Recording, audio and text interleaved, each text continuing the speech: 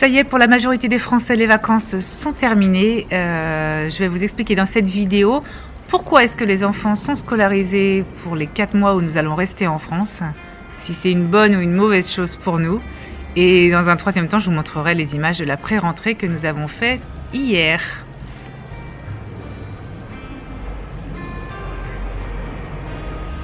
La première bonne raison pour laquelle nous avons rescolarisé les enfants pour 4 mois, le temps que nous restons en France, c'est tout simplement parce qu'ils nous ont fait la demande. Ils ont réclamé à retourner à l'école. Alors, principalement pour avoir des copains et des copines. Je ne pense pas que Léna ait encore bien intégré qu'elle allait travailler en CP, mais c'était pour elle important d'avoir des copains et des copines de classe. Et puis son frère l'a suivi, forcément, il voulait faire un petit peu comme sa sœur. Il ne serait pas resté à la maison tout seul sans sa sœur. Et la deuxième raison, c'est pour faire comme les autres. Léna nous a demandé pourquoi est-ce qu'elle n'allait pas à l'école comme les autres enfants. Donc il y a aussi une notion de faire comme les autres enfants, d'être comme les autres enfants. Cette notion de différence, ils ont peut-être du mal aussi à l'assumer à 5 et 6 ans. Donc voilà, ça va être 4 mois d'expérience d'école. Alors, est-ce que c'est une bonne ou une mauvaise chose?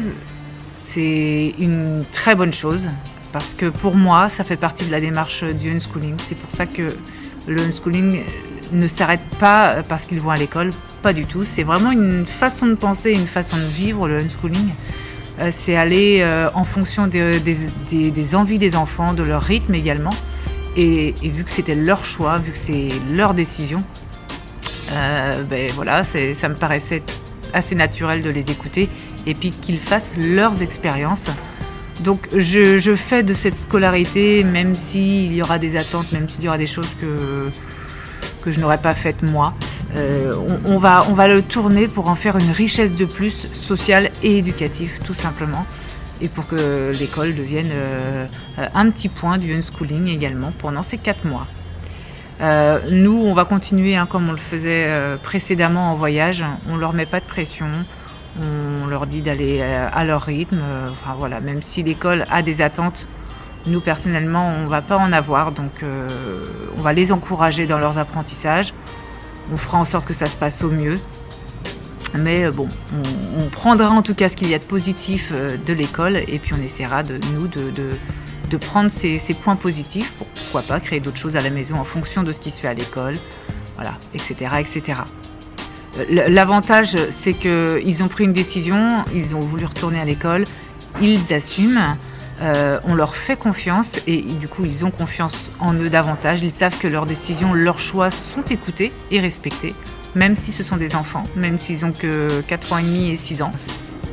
Ça me paraît naturel d'écouter ce que les enfants ont à nous dire et quand ils ont un besoin, quand ils réclament quelque chose et que c'est possible, alors nous on y va, on les écoute et puis on essaye de faire au mieux pour eux et d'écouter leurs envies. L'autre avantage de cette scolarité, c'est que ça va me laisser du temps pour moi et pour ma fin de grossesse. Alors pour les femmes qui ont déjà eu des enfants, ça va leur parler ce que je vais leur dire, mais j'ai déjà un col légèrement ouvert et rétréci. Donc ma sage-femme m'a gentiment incité à freiner un petit peu le rythme. Donc le fait qu'ils aillent à l'école, forcément, moi, ça va me libérer aussi du temps pour moi, de rester en position un petit peu allongée plus souvent. Lorsque le bébé sera là, ça va me laisser aussi beaucoup plus de temps pour vraiment le materner, pour passer du temps, un temps précieux avec lui sans avoir à culpabiliser parce que je donne moins de temps aux grands ou parce que j'aurais pas prévu de nouvelles activités ou je n'aurai moins le temps de jouer.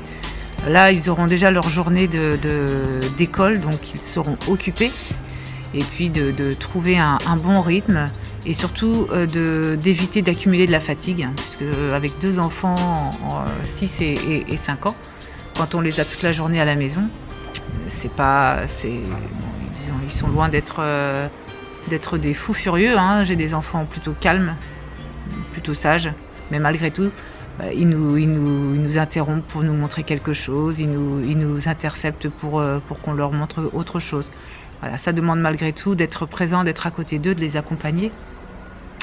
Et là, ça va vraiment être un temps totalement libre avec le bébé quand il sera né. Donc voilà, un temps quand même plus centré autour de bébé, surtout les premières semaines où il en aura bien besoin. Donc voilà, la pré-rentrée, elle est faite. On l'a faite hier.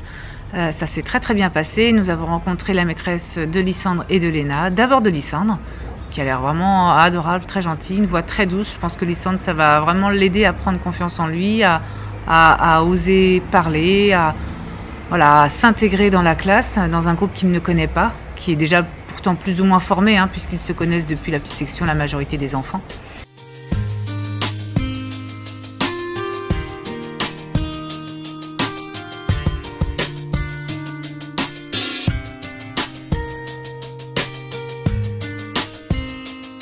Et puis on a également rencontré la maîtresse Léna qui a voulu un petit peu savoir où est-ce qu'elle en était. Par contre pour Léna qui est en CP, là la maîtresse déjà avait besoin de se rassurer dans le sens où comme elle accueillait un enfant qui était déscolarisé depuis 1 an, de savoir quel était son niveau. Donc elle voulait savoir si elle savait écrire son prénom en attaché par exemple. Donc on lui a dit non, on dit qu'elle ne savait pas lire, pas écrire, pas compter. Et bon courage on lui a rajouté. Non, on lui a dit qu'elle savait lire, qu'elle savait déjà déchiffrer quelques sons, lire quelques mots simples, écrire son prénom en attaché. Après, voilà, Léna, elle n'est pas en demande perpétuelle d'apprendre à lire et à écrire pour le moment. Ça s'est très bien passé aussi, elle a l'air vraiment très bien, elle sait où elle va. Je pense que pour Léna, c'est ce qu'il lui faut. Donc c'est parfait, de très bonnes maîtresses, de bons contacts. On a rangé leurs affaires dans les classes. Ils étaient contents de voir un petit peu où est-ce qu'ils allaient être placés. Alors Léna n'est pas à côté de sa cousine, mais c'est pas grave du tout. Elle se fera d'autres copains et d'autres copines justement. Ça va l'aider à prendre de nouveaux repères. Donc c'est plutôt bien. Moi je suis plutôt satisfaite. La cour de récréation, ça y est, ils ont vu un petit peu où étaient les toilettes, où étaient les jeux, où est-ce qu'ils pouvaient aller courir. Voilà, donc je pense que ça devra aller.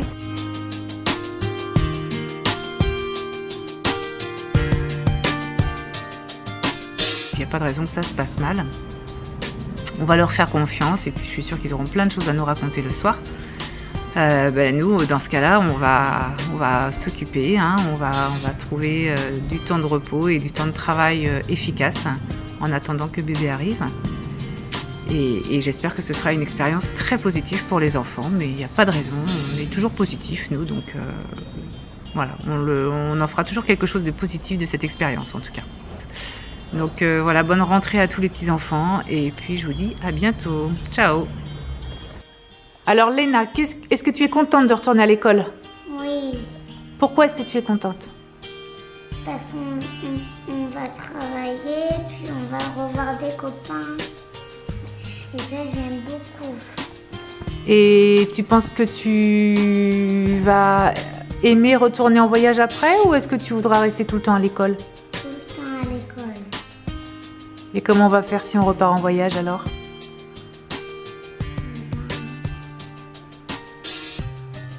On va rester en voyage. Mais aussi, c'est bien de faire du voyage. On peut voir des choses. Alors t'aimes bien les deux, t'aimes bien et l'école et un petit peu le voyage aussi. Oui. Et toi Lysandre, qu'est-ce que tu vas faire à l'école? Moi, j'ai travaillé et c'est que la maîtresse est très gentille et que j'ai plein de copains Plein de copains? que j'ai jamais vus. Oui, tu les as pas vus encore. Est-ce que vous avez peur? Non. Vous avez pas peur du tout? Même pas un tout petit peu? Non. Bon, ça va être super. Je vais aller voir les autres, moi. Oui, tu es contente de voir des copines. Qu'est-ce que tu aimerais apprendre? Dessiner. Dessiner? T'aimerais apprendre à dessiner? Et toi Lysandre? J'ai aussi à faire de la peinture. Moi, fabriquer des maisons, fabriquer tout. Ah oui, c'est pas encore, t'es encore petit pour fabriquer des maisons.